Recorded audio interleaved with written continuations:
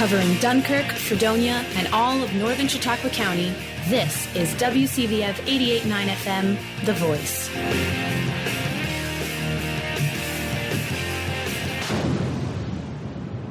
Good afternoon, everybody. Happy Wednesday, and welcome to Episode 3 of Big Blue Sports Talk. I'm your host, Matt Volz, a freshman at SUNY Fredonia, here to talk some sports.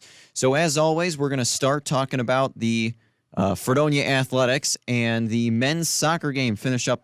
Men's soccer team finishing up their regular season with a win last night, a home game against the Alfred Saxons. That the men's team won by the final score of 3-2. It was a 3-0 game for a while, and then Alfred got 2 goals late, but the Blue Devils able to hang on.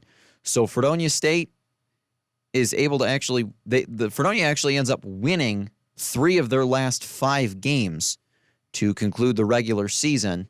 A 3-2 win over Alfred last night, of course. So the Blue Devils finished the regular season at 4-9-3, overall 2-5-2 in the conference. 3 of their 4 wins were at home. 1 win on the road. They did not have a win at a neutral site. And now that the regular season has come to an end for the men's soccer team, we'll turn our focus a little bit in the next few weeks away from fall sports and more towards winter sports, but the fall sports still are concluding a little bit. Let's take a look at the women's soccer schedule, as the women's soccer team also played the final game of their regular season last night, a 1-1 tie against also Alfred. This one was in Alfred, however. The Fredonia State women's team finishes the regular season at 2-9-5. Kaylee Daniels scored the Blue Devils goal in that game. So the Blue Devils women's team finishes the regular season with a record of 2-9-5. They did not get a conference win. Both wins coming at home this year. They were 0-3-3 on the road.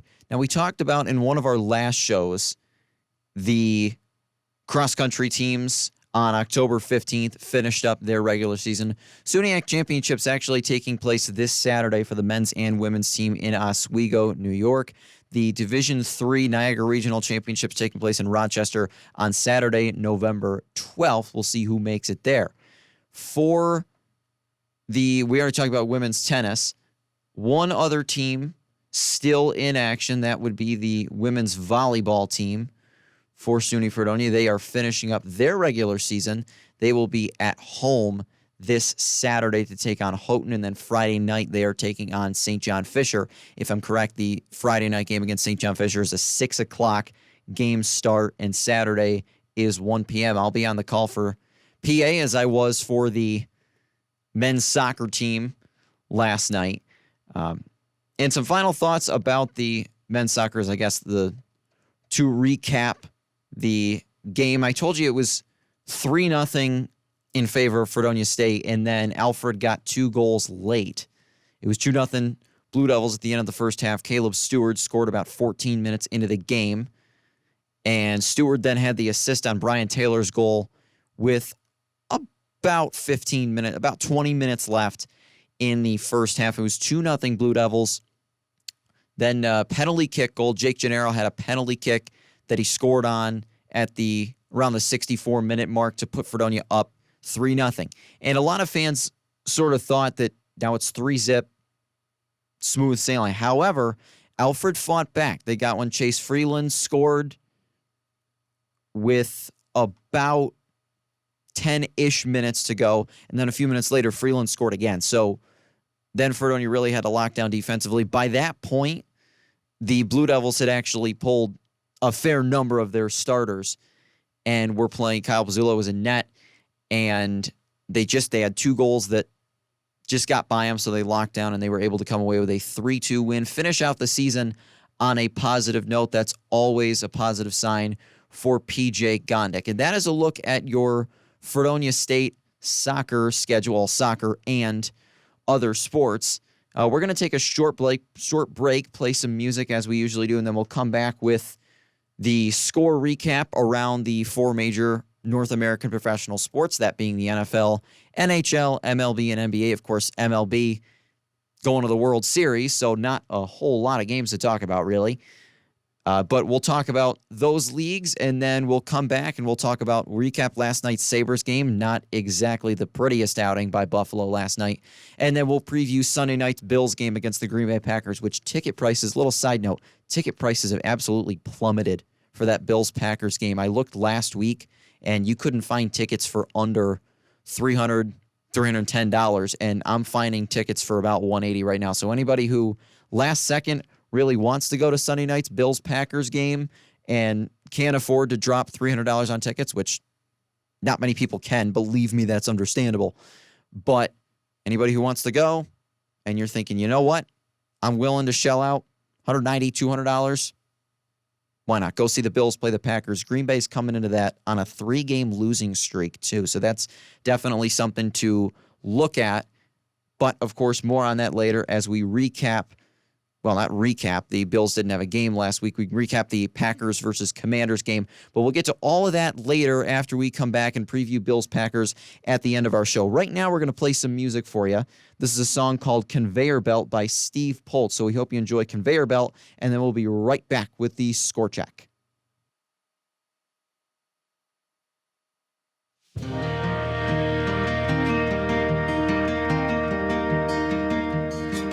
We are all on a conveyor belt in a factory on the wheel of time. Yeah, we don't know when our card clock's out. It was yesterday, we were in our prime. Knick-knack, click-clack, don't even think about looking back. Kodak, soundtrack, I remember when my ma had a heart attack.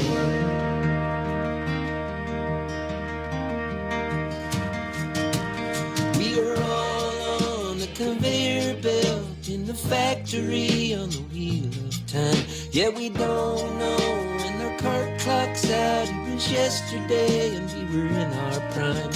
Tick-tack, tic-tac-toe. Hey, I'm still looking for Indian Joe. Where the hell did my dad go? Maybe where the river and the rainbow flow. Yeah, maybe where the river and the rainbow.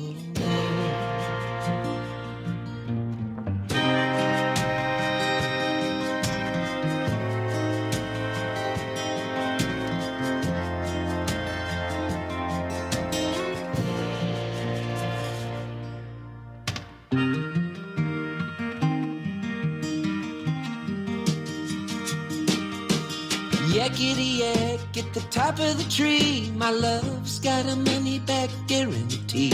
I'm living now in Tennessee, but I still scream Boonsie. Hey, let's go join the Jubilee. Don't let the time run out on me. My mom and dad have gone to sea.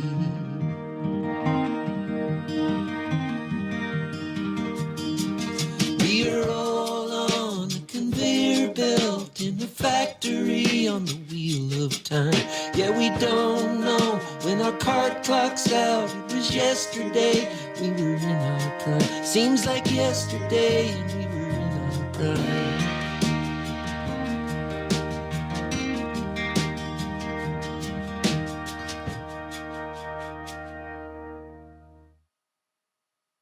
You're listening to WCVF 88.9 FM, the voice of Fredonia. And this is WCVF, the campus and community voice of Fredonia. All right, welcome back to Big Blue Sports Talk. We hope you enjoyed Conveyor Belt by Steve Poltz on his album Stardust and Satellites.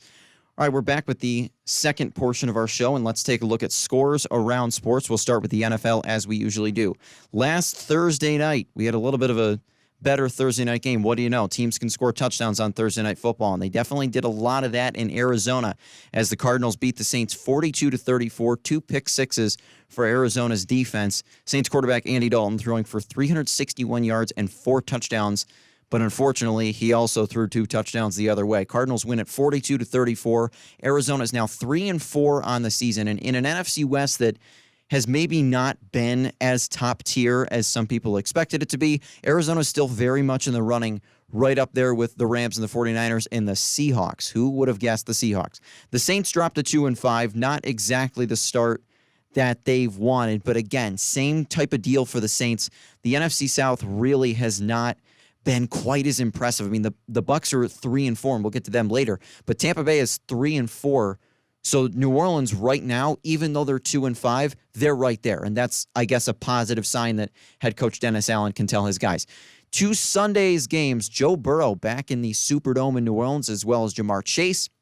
First time they had been back there since they were with the LSU Tigers and won the national championship back in January of 2020. And Joe Burrow did not disappoint. 481 yards and 3 touchdowns. Burrow also had a rushing touchdown as the Bengals beat the Atlanta Falcons. And I say they were in the Superdome. That was last week. Never mind that. The Bengals beat the Atlanta Falcons 35-17. Cincinnati's now 4-3 on the season. And again, as we talked about, they are now tied with the Baltimore Ravens at the top of the AFC North. The Atlanta Falcons dropping to 3-4.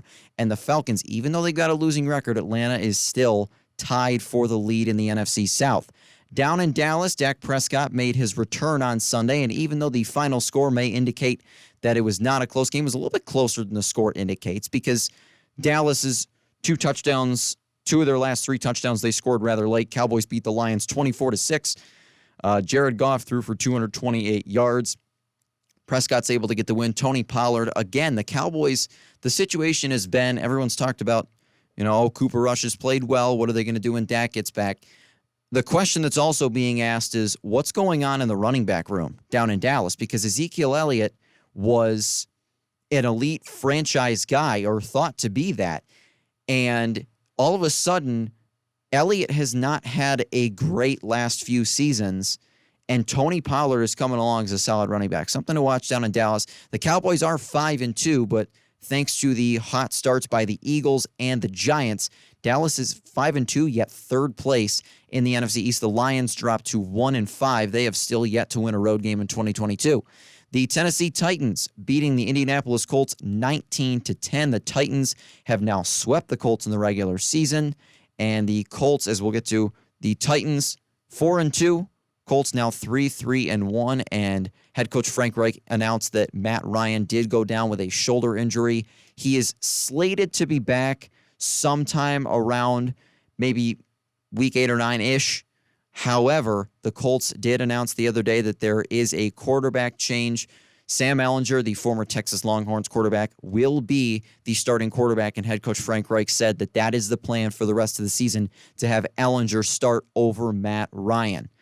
Down in D.C., we talked about the Packers coming to Orchard Park to play the Bills on Sunday night. The Packers have now dropped 3 straight games. They lose to the Washington Commanders 23-21, despite Washington quarterback Carson Wentz being out. Taylor Heineke, again, was the hero. And Brian Robinson Jr., you may remember we've talked about him a little bit. Brian Robinson Jr., the rookie running back from Alabama, was shot back in August before the season started. So he was rehabbing from that, and he's played quite well in the couple games. He had 20 carries for 73 yards. Washington is 3-4, which, again, the amazing thing about the NFL as a whole and the NFC in particular, Washington is 3-4 and in last place in their division by 2 games, yet a 3-4 record would be good enough for a share of the lead in the NFC South. The Packers also dropped to 3-4. They're still falling back of the Minnesota Vikings in the top spot in the NFC North. In Carolina, the Tampa Bay Buccaneers, what is going on with the Brady Bunch as the Panthers beat Tom Brady's Bucs 21-3. Carolina picks up their second win of the year. They are 2-5. Tom Brady, despite throwing for 290 yards and not yelling at his offensive line this week, I don't think.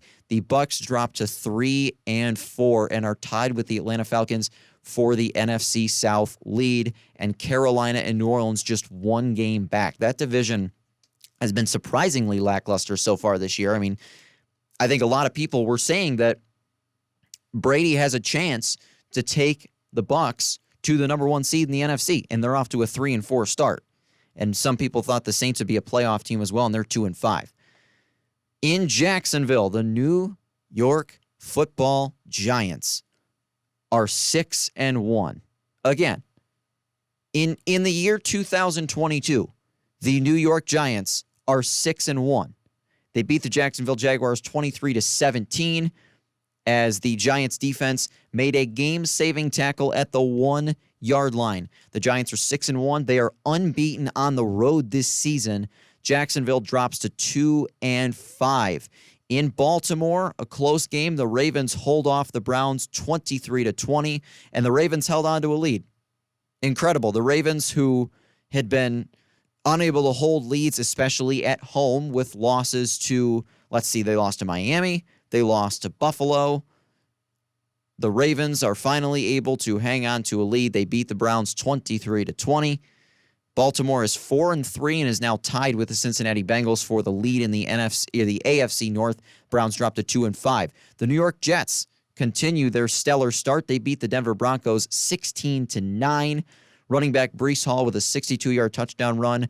However, Breece Hall did go down late in the game, and head coach Robert Saleh did announce that it is an ACL injury to Breece Hall, which is incredibly crushing. The rookie running back out of Iowa State had been such a spark to this Jets offense and a spark to my fantasy team as well. The Jets are 5-2 on the season. Of course, the Broncos were without Russell Wilson in this game. Brett Rippon started. Wilson expected to play this week. The Jets are 5-2. They are unbeaten on the road. That's incredible. A 4-0 away record for the Jets. The Broncos are 2-5. Denver still has yet to win a game on the road this season. They were at home. They're 2-2 on the road, 0-3, or 2-2 at home, 0-3 on the road. Battle of one-win teams in Vegas as the Raiders beat the Houston Texans 38-20. Josh Jacobs runs for 3 touchdowns. The Raiders are 2-4. Texans drop to 1-4-1. The Seattle Seahawks continue to impress. They beat the Chargers in L.A. 37-23, despite Justin Herbert throwing for 293 yards and 2 scores. Kenneth Walker Jr., the running back for the Seahawks, rookie out of Michigan State, 168 yards, 2 touchdowns on the ground. The Seahawks are 4-3 and are leading the NFC West. Chargers drop to 4-3. They are second in the AFC West. The Chiefs, it was close early, not so much late. Kansas City beats the San Francisco 49ers 44-23 in a Super Bowl 54 matchup. Patrick Mahomes throwing for 423 yards and 3 touchdowns in Christian McCaffrey's 49ers debut since being traded there from Carolina. The Chiefs are 5-2, still leading the AFC West. 49ers drop to 3-4. On Sunday Night Football, Tua Tagovailoa making his return for Miami as the Dolphins beat the Pittsburgh Steelers 16-10 despite not scoring a single point in the second half. Neither did Pittsburgh. The Dolphins are 4-3 as Tua threw for 261 yards and 1 touchdown in his return. They are now 4-3, third place in the AFC East behind the Bills and Jets. The Steelers dropped to 2-5. And on Monday night, the Bears go into Foxborough and beat the Patriots 33-14. Mac Jones was benched in this game for backup Bailey Zappi, who came in and threw for 185 yards and a touchdown. Bears win 33-14. Chicago is now 3-4. They are even with the Green Bay Packers for second place in the NFC North. The Patriots dropped to 3-4. They're last in the AFC East. Of course, Bills, Rams, Vikings, and Eagles on their bye weeks.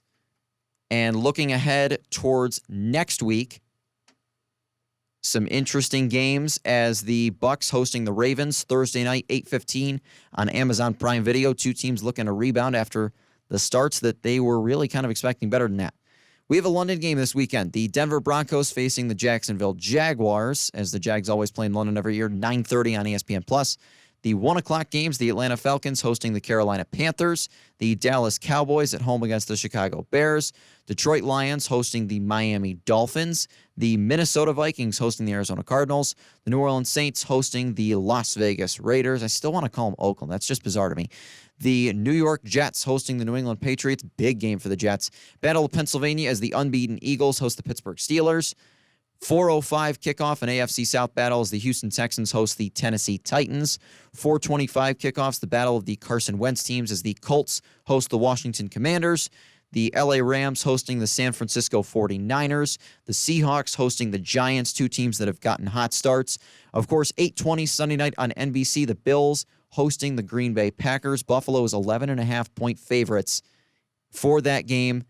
Aaron Rodgers has never been that big of an underdog in his career. And another interesting note, and I don't want to jinx anything, But the Green Bay Packers have never won in Buffalo. We'll hit more of that later. Monday night, the Browns hosting the Bengals in an AFC North matchup. Chiefs and Chargers on their bye weeks. All right, enough of the NFL. That definitely took enough time. Let's transition to hockey. Some games last night. We'll recap the Sabres game later, and I'm sure that not many Buffalo fans really want to hear about last night's game, but we'll talk more in-depth about it. So, obviously, the Sabres losing in Seattle 5-1 to the Seattle Kraken last night. Other games, the Bruins beating the Dallas Stars 3-1.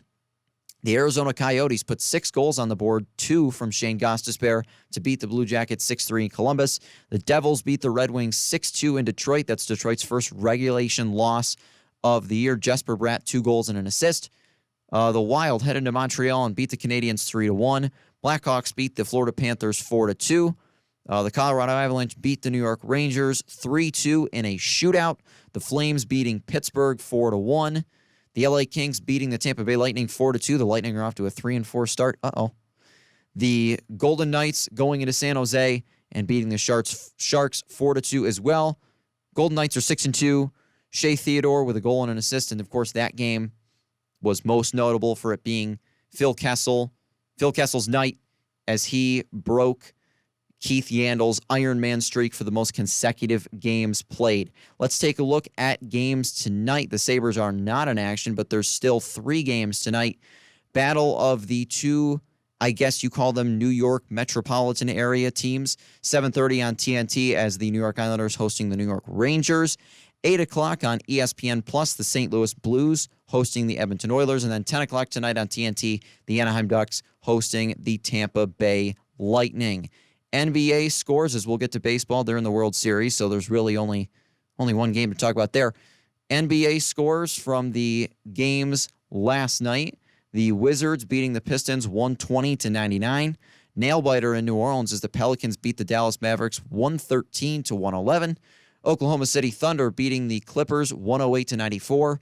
And the Suns beat the Golden State Warriors 134-105. NBA games tonight. We start off with 7 o'clock, the Cleveland Cavaliers hosting the still winless Orlando Magic. The Detroit Pistons at home against the Atlanta Hawks. 7:30, the Knicks hosting the Charlotte Hornets. Toronto Raptors at home against the Philadelphia 76ers. The Milwaukee Bucks hosting the Brooklyn Nets. That one's on ESPN and ESPN+. 8 o'clock tonight, the Bulls hosting the Pacers. Timberwolves at home against the Spurs. 9 o'clock, the Utah Jazz hosting the Houston Rockets. 10 o'clock tonight, the Denver Nuggets hosting the Los Angeles Lakers. That one will be on ESPN. And then also at 10 o'clock, the Portland Trailblazers, still unbeaten, hosting the Miami Heat. It's Miami's first road game of the season. We look at the World Series. The World Series is set. It will be the Houston Astros against the Philadelphia Phillies, as the Phillies got past the San Diego Padres in the NLCS. The Astros did the same to the Yankees in the ALCS. Game 1 of the World Series is set for Friday night, 8:03, very specific, 8:03 first pitch on Fox. In Houston, Aaron Nola looks like he'll go for the Phillies. Astros not sure who's going to go yet. I'd be surprised if it wasn't Justin Verlander, though. As the Phillies for Game 2, I would imagine the Phillies would probably throw out Zach Wheeler in Game 2. Phillies were 87-game winners in the regular season. They were the number 6 seed. They are, to my knowledge, the first ever number 6 seed to go to the World Series. Could they be the first ever to win it? Houston won 106 games. Most people had them representing the American League in the World Series. I did as well. Sorry, Yankees fans.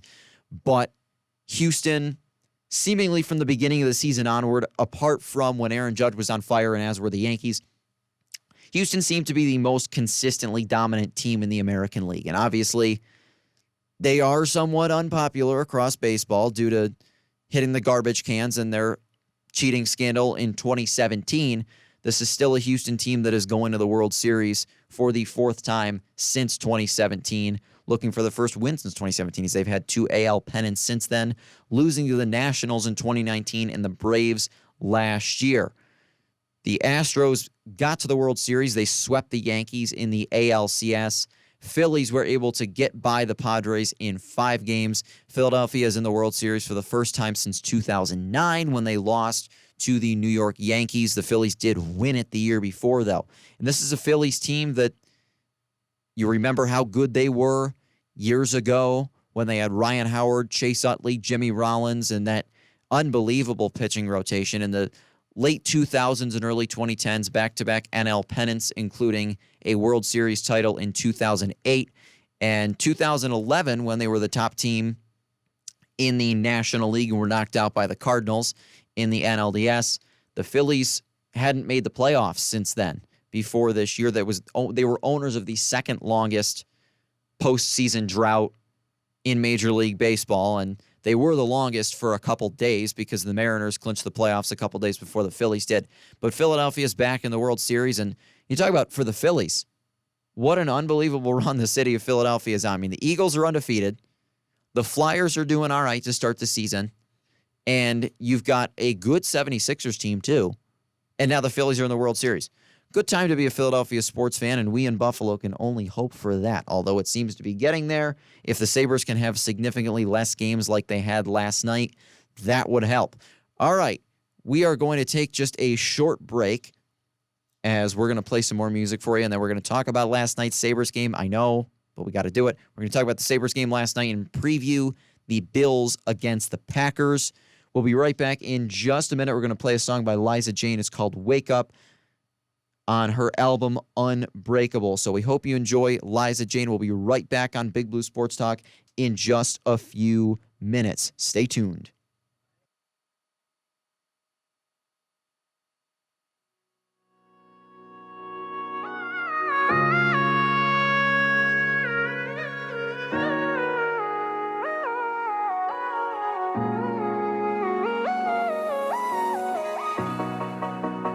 Looking in the mirror, things are getting clearer to me. I don't wanna be bitter, so what I gotta do to be free?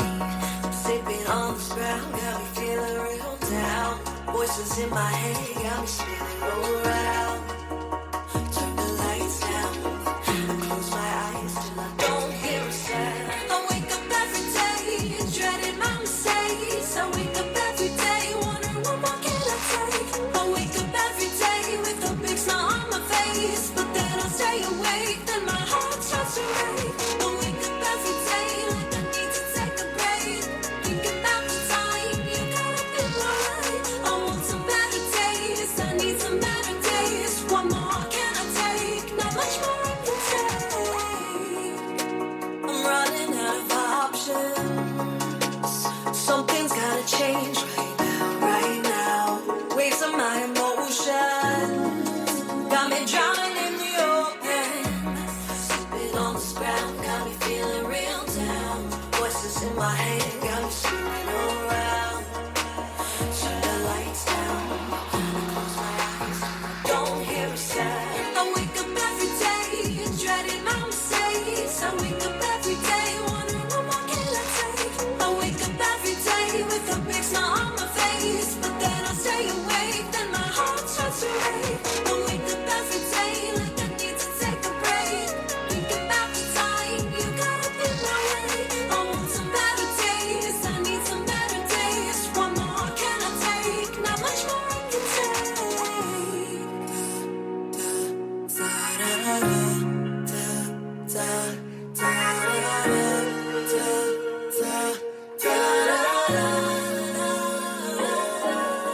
I wake up every day, dreading my mistakes. I wake up every day, wondering what more can I take. I wake up every day with a big smile on my face, but then I stay awake, then my heart starts to beat. I wake up every day like I need to take a break, thinking about the time you got up in my way. I want some better days, I need some better days. What more can I take? Not much more I can take.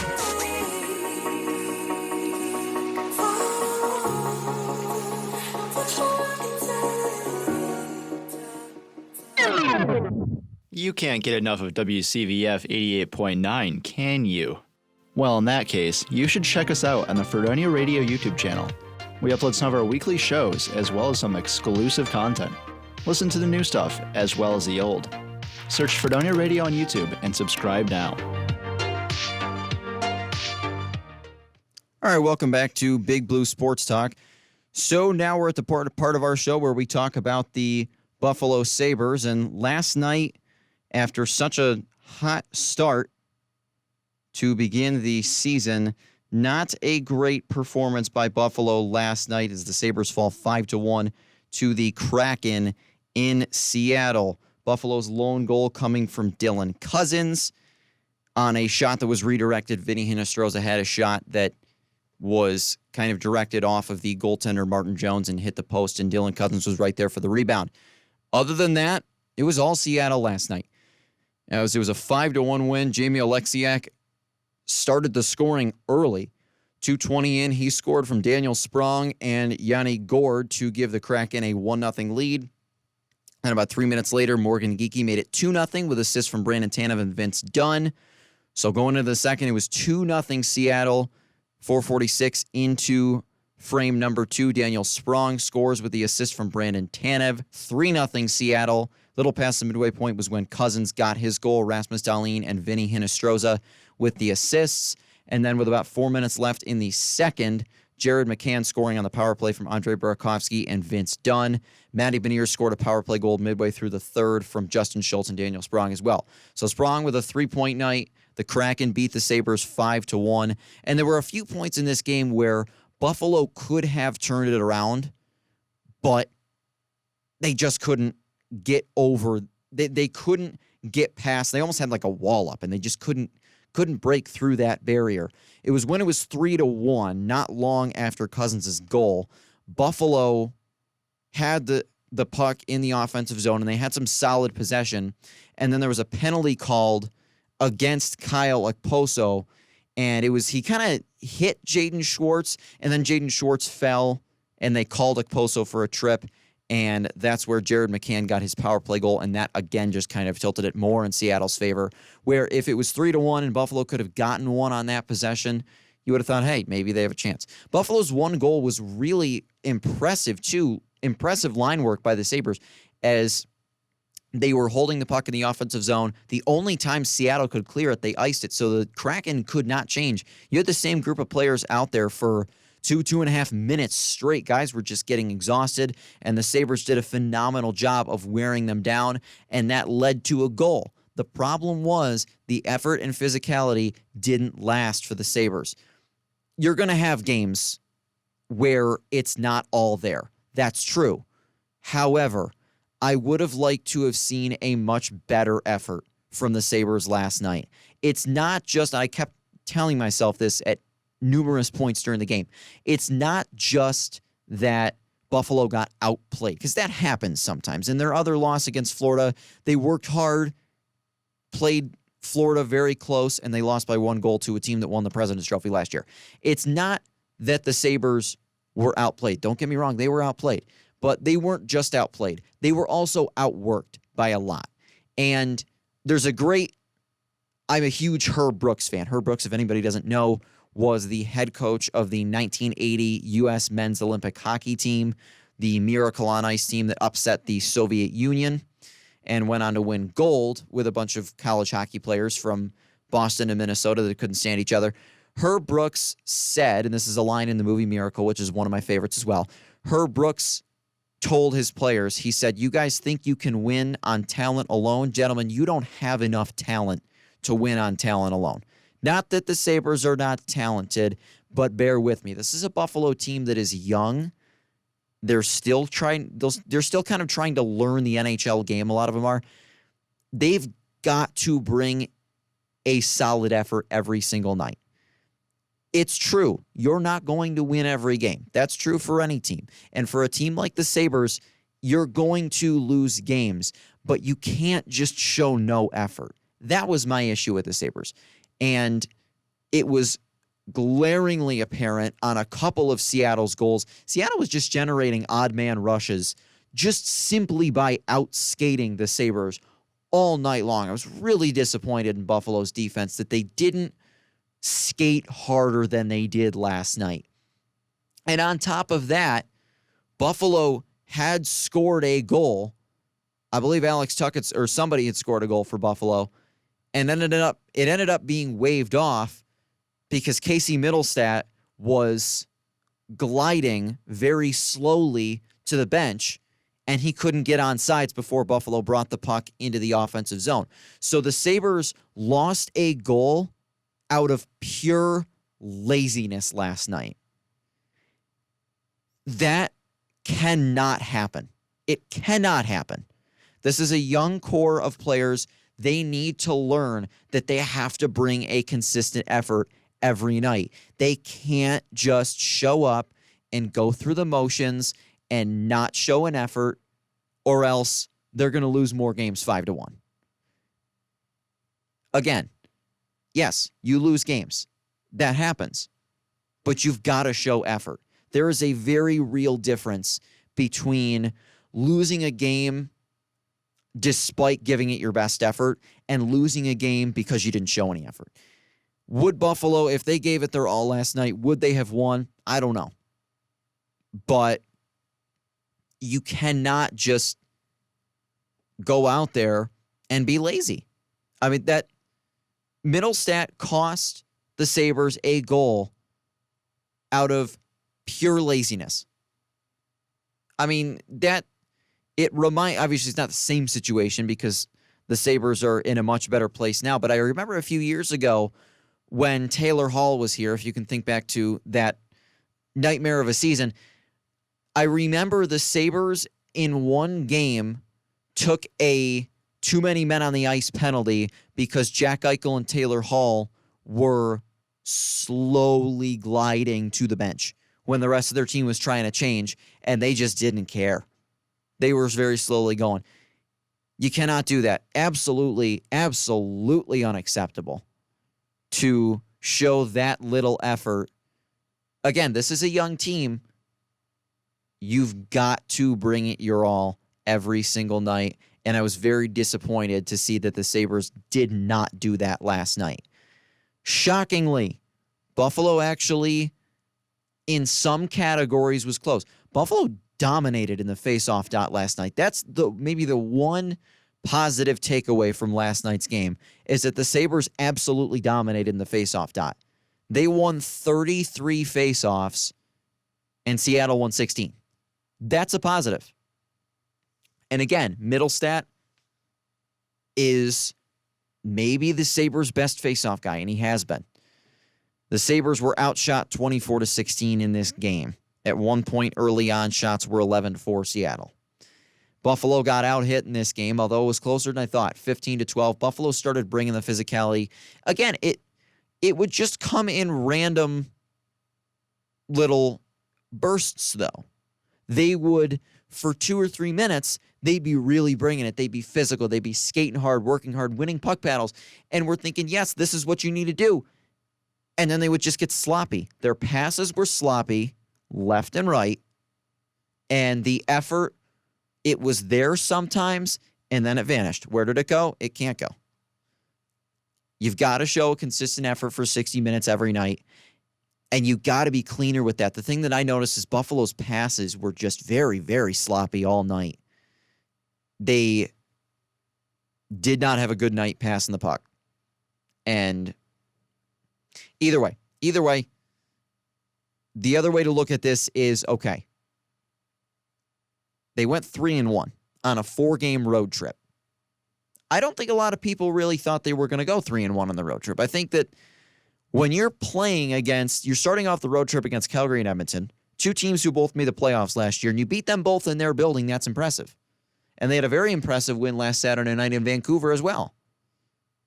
So I guess if you are looking for a positive takeaway from this, the biggest thing is that it was only one game, and it's also very early in the season. Last night was only the 6th game of the year. They play 82. Not to mention, the Sabres are coming back home. They're playing Montreal on Thursday night and Chicago on Saturday. Basically, you almost have to, I mean, you can't just completely forget about it because you need to learn from your losses. That's, I believe it was, I'm trying to remember who it was. I can't exactly remember. I believe it's Sean McDermott who told his guys that there are two outcomes in every game. You either win or you learn. And I love that. I think that that is a great way to look at, especially this young Sabres team. Again, the biggest thing for me is not that they lost. They're going to lose games. That's going to happen. I wouldn't have expected them to go 4-0 on a road trip. It's the fact that the effort wasn't consistently there. That definitely needs to change. That's got to improve as the season goes on. So the Sabres on the season are now 4-2. Again, you know, they've only played 6 games. They're still sitting in 4th in the Atlantic Division, although they're tied with, goodness gracious, half the division. I mean, you've got Boston is 6-1. Florida's 4-2-1. So Boston has 12 points. Florida has 9. Ottawa is also 4-2. They've got 8 points. Buffalo's 4-2, 8 points. Detroit 3-1-2, 8 points. Toronto 4-3, 8 points. And then the Tampa Bay Lightning and Montreal Canadiens are both 3-4. There's obviously a lot of time to right the ship. I am not saying that, oh, this season is over. This is going to be terrible. This is going to be exactly the same as all of those years where they were finishing last place. No, it was only one game. It's just the fact that the effort needs to be more consistently there for the Sabres. So what are we looking at ahead for the Sabres? Like I mentioned, they're coming back home, and they'll host the Montreal Canadiens on Thursday night and Chicago on Saturday. Their next matchup with the Kraken, they play, I believe it's January 10th. They are at home against Seattle for a 7 o'clock puck drop. So Buffalo, again, back at home against Montreal on Thursday night. So that'll definitely be a game to watch. It'll be interesting to see how differently they come out on Thursday night as opposed to what happened last night, because I think it's very possible that they also could have really been worn out from, you know, they've been on the West Coast for over a week, and that can wear you out. I'm not going to lie. It's true. So maybe with the Sabres coming home could be the best thing for them, as they get a chance to play at home in front of their fans at KeyBank. Out of their 6 games, they've played 2 at home so far. The first 2 games of the season, they beat Ottawa and lost to Florida. So they're playing Montreal and they're playing Chicago on Saturday. Those are 2 home games. Those are 2 winnable home games. That's the thing that the Sabres, they got to take care of business. When they're playing teams that they are better than, those are games you got to take care of business in. Now, yes, no game is an easy win. That's just not true. There are no guarantees in sports. There are no sure things. But you got to really come out and give it your all and not fall victim to the trap game. It's what we kind of talk about with the Bills, too. Whenever they would be, they'd be 6-2 and they'd be going to New Jersey to play the Jets or something. You cannot fall victim to the trap game. And listen, I'm not saying that Buffalo's leaps and bounds better than Montreal or Chicago. No. But the Sabres are, at least I believe, the Sabres are capable of winning both of those games. So if you come away with 2 wins, you're staring at a 6-2 record. That's a pretty good start. And of course, the Sabres, their mantra the last several years has always been they play really well in October. November through March is not pretty. And then they usually play well in their last couple games of the season. They are doing well, again, in October. But this, again, to a lot of people just feels very different because you feel like you've got the young core in place. And even if the wins aren't coming now, they will. And the wins did come a little bit. I mean, even though they lost last night, they're still 4-2. They won 4 of their first 5 games. They've beaten 2 teams who were in the playoffs last year, mind you, on the road. 2 teams that could very well make the playoffs again this year. I'd be surprised if they didn't. And I think it was, even though last night was not pretty, and you can think of a lot of different adjectives, it was not pretty, ugly, disastrous, whatever. But the road trip overall, I would say, was a success. You came away with 3 wins in 4 games, 2 against last year's playoff teams. And now you get to come home and play back-to-back games in front of your home fans. And you're not playing, you're not playing the Colorado Avalanche. You're not playing the Tampa Bay Lightning, although they're off to a slow start. That's surprising. Sort of going in that direction. The Lightning starting 3-4 is definitely a big surprise. And the Sabres, I'm not going to say it was a fluke because I'm not so sure about the existence of flukes, but, it definitely seems like an abnormality. They were on a roll. I think the Sabres will get back on track. I think the Sabres are going to figure it out. I believe in Don Granato. I believe in the Sabres' young core. They're going to figure it out. All right, before we get to the last segment of our show, enough about the Sabres. Before we get to the last segment of our show, we are going to play one more song for you, and then let's preview Sunday night's Bills versus Packers game. So our last song we're going to play for you is called The Last Summer. No, not the one from Mamma Mia, although I do love that movie. It's one of my all-time favorites. This song is by Oceanator on their album Nothing's Ever Fine. So we'll play some music for you, and then we'll talk about Sunday night's Bills versus Packers matchup. Stay tuned on WCVF, the voice of Dunkirk and Fredonia. Neon signs flashing by me and a cherry coke and crumple bag of french fries lying on the passenger seat. Where he used to be. One hand at the window watching light play across the hood of my car from the street lights passing by. And there's another night.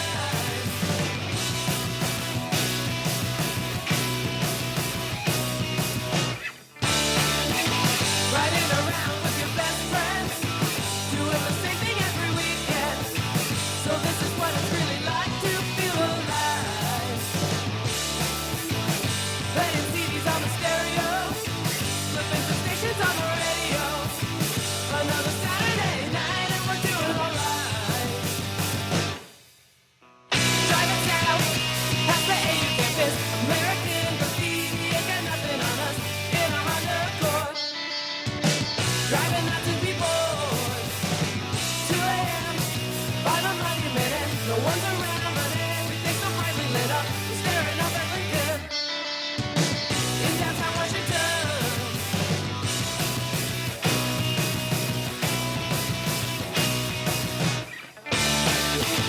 Riding around with your best friends, doing the same thing every weekend. So this is what it's really like to feel alive. Playing CDs on the stereo, the business stations on the radio. Another Saturday night and we're doing alright.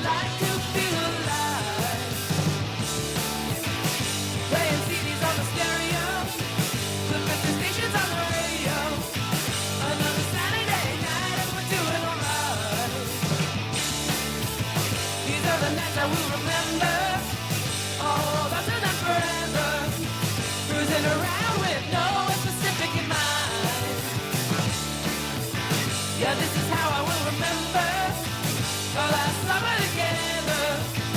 Another Saturday night and we're doing just fine.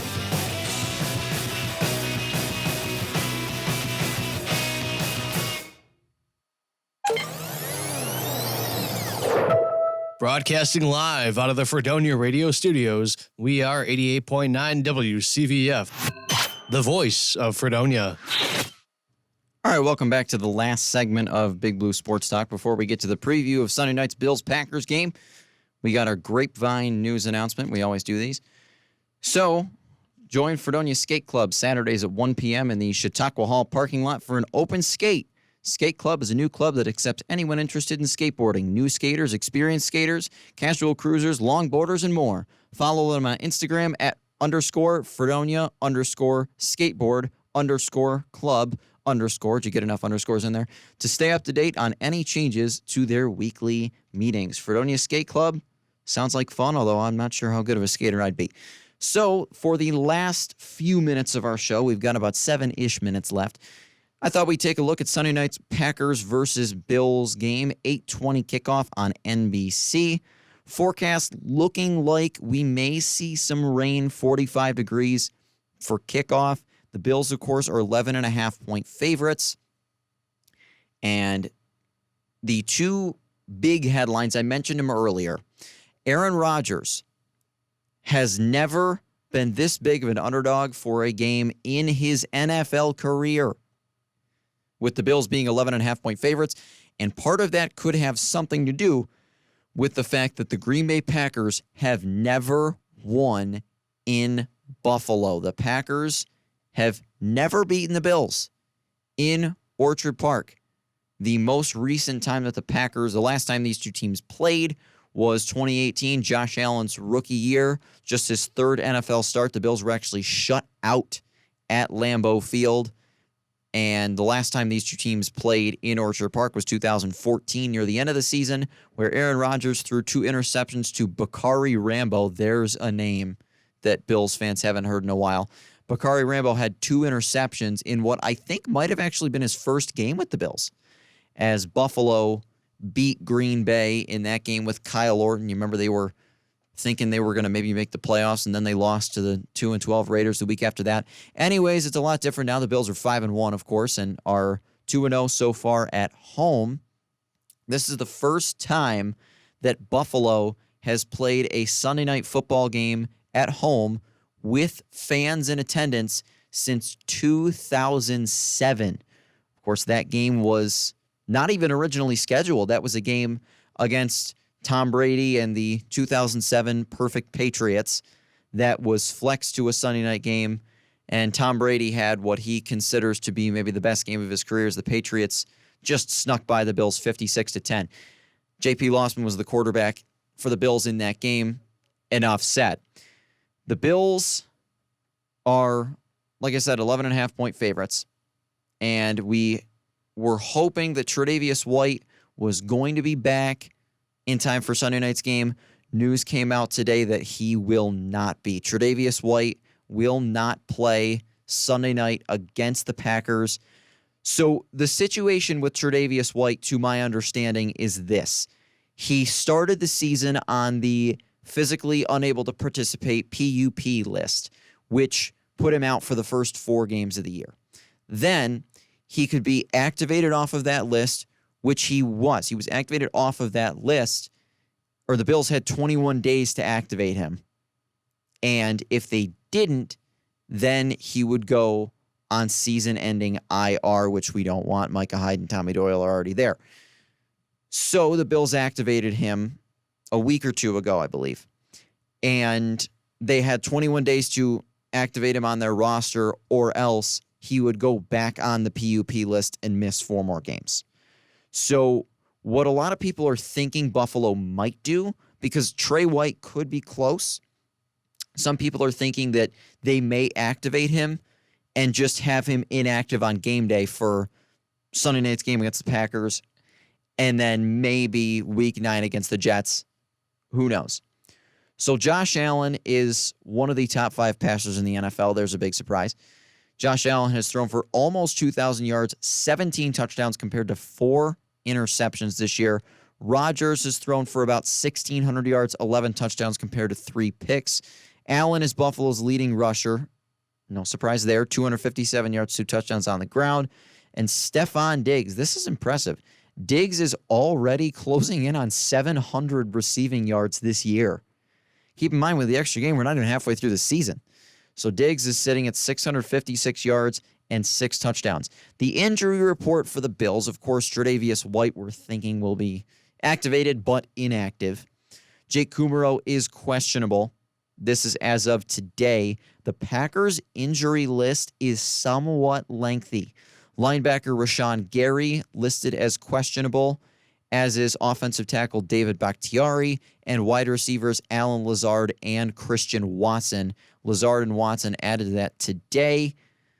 That is a concern for the Packers, who are already struggling with receiver depth. To have both Allen Lazard and Christian Watson listed as questionable for Sunday night's game, not a particularly great sign. The Bills are scoring nearly 30 points per game while allowing just 13.5 per game. Green Bay scoring under 19 points. The Packers are scoring just 18.3 points per game, allowing about 21. If I was going to make a prediction for the game, I don't want to give Green Bay more fuel, obviously. However, I do think the Bills will win this game. I think that Green Bay, I know Aaron Rodgers was talking about this could be a chance for the team to get right. However, this is a team that has just not looked very impressive this year. And the Bills have. Buffalo is one crazy game in Miami away from being 6-0. Now, I'm not making excuses. The Bills should have won that game. They made mistakes in that game.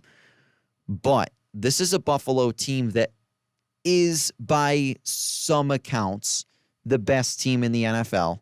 Green Bay has lost 3 in a row, and they've definitely lost a step from the last few seasons. I think the Bills are motivated by the home crowd. Primetime, under the lights, are you kidding me?